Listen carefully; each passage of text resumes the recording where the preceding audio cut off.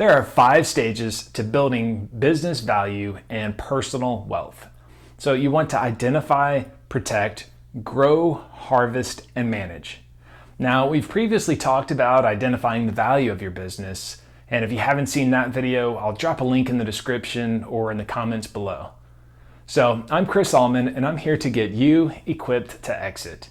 Today, we're going to talk about the second stage in the process, which is protecting your business value and your personal wealth. So as an owner, you put a significant amount of time and effort into your business, and it's really just vital to be aware of the risks that can threaten all that hard work. So today, I'm going to identify some of those risks and provide you with some practical solutions to help you mitigate them. So let's jump in. So let's start by looking at some of the risks that we face on the personal side, right? We've got things like death or disability, divorce, health issues.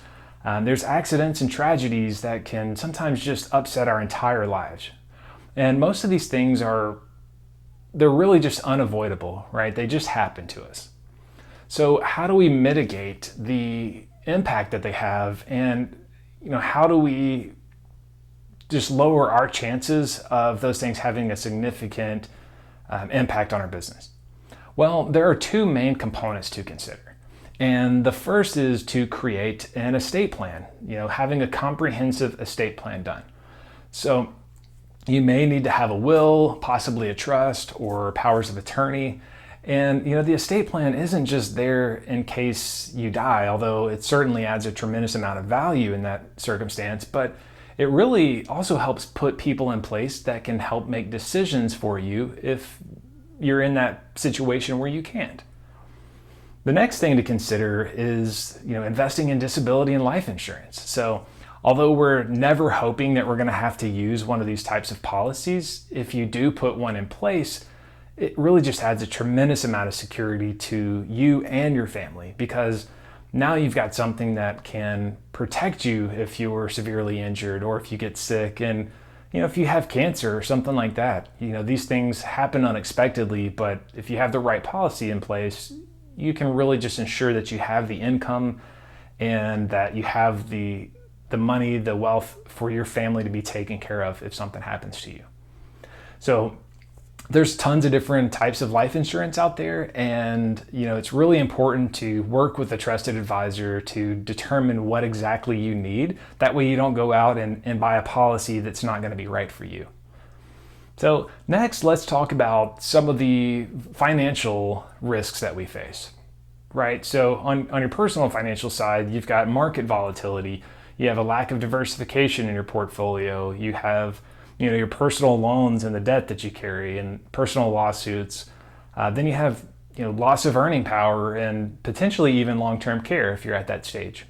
So let's look at the market and the investing side of that. So if you're investing outside of your business into other companies, then you really have to consider the volatility that you're going to experience as those companies ebb and flow. So the best way to combat those is really just to have good diversification in your portfolio. So that just means not having too much exposure in any one company or any one asset class. Then as you look at your personal finances and the debt that you carry, it's really important to maintain clear separation between your personal and your business assets and liabilities. That way, if something arises in your business, you're being sued on the business, your personal belongings and your assets aren't pulled into that. And the same is true for you if you're being sued personally.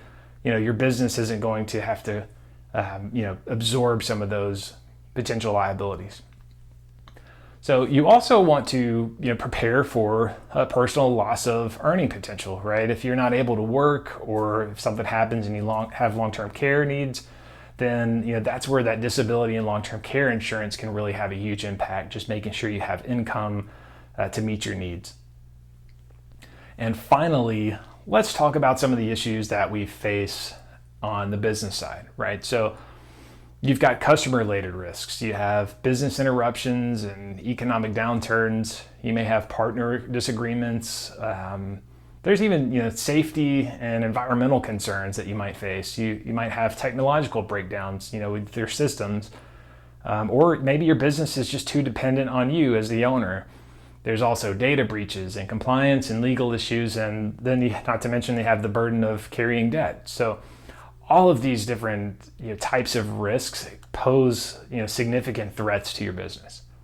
So in addressing these issues, the first thing we want to do is just focus on building strong relationships with our customers. So if you have exceptional customer service and you maintain an open line of communication, then you're really going to minimize the chance that your client wants to leave because they're unhappy or something's gone wrong.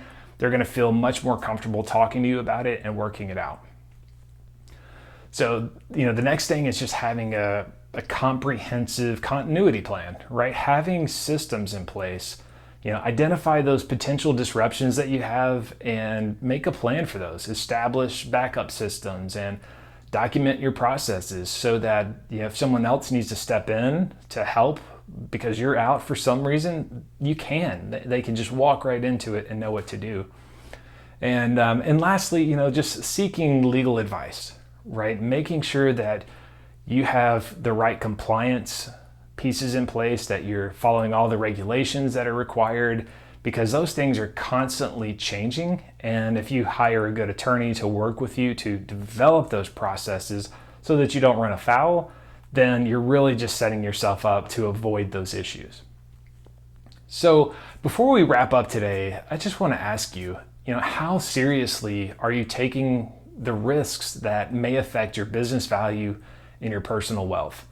So many businesses are failing because they're just not taking those risks seriously. They don't put plans in place, or there's just a lack of accountability there.